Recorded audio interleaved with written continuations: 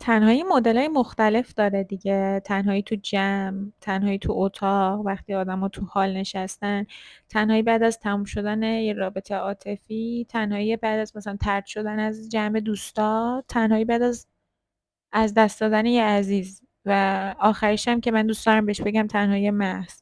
چون من همه اینا رو تجربه کردم و هر بار فکر می‌کردم که این تنهایی دیگه بدترینشه، ولی همیشه یه بدتری هم بود که بهش میگم تنهایی محض. نمیشه توصیفش کرد. شبیه بیماریه که آدم باهاش به دنیا میاد، میدونی؟ ازش راه فرار وجود نداره. هر جا میری اون دائما میخواد اونجا باشه و مهم نیستم که چقدر تو سعی میکنی دوستش داشته باشی، بازم همیشه اون روی زشتشو نشونت میده. وقتی مثلا از بیرون با دوستات برگشتی داری آرایشتو پاک میکنی یا تو ماشین وقتی بابا پیاده شده تو داری به فضای خالی تو ماشین نگاه میکنی یا دیدی مثلا تو جمع صدای خنده بچه‌ها یه صدای پس زمینه میشه و تو احساس میکنی اه چقدر داری به تن جمع زار میزنی. مثلا تنهایی فیلم میبینی یه سکانس از فیلم صفحه تاریک میشه، صورت خودتو تو تاریکی مانیتور میبینی.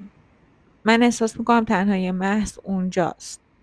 برای همینه مثلا همیشه فکر میکردم یه مشکلی دارم، همیشه فکر میکردم منم که مثلا دست تنهایی رو ول نمیکنم، یا اگه اتفاقی میافتاد که مثلا تنها میشدم فکر میکردم تقصیر منه، من دارم آدما رو پس میزنم.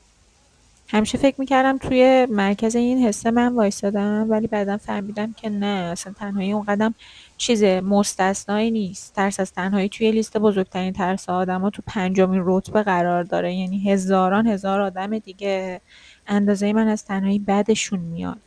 و تنهایی هم با مطالعه و فیلم دیدن و خودمون رو بیشتر دوست داشتن و تنهایی کافه و سینما و پارک رفتن و اینا دوست داشتنی نمیشه. تنهایی همیشه صورت زشتشو نشونمون میده. هیچ دکتری هم نمیتونه جراحی پلاستیکش کنه.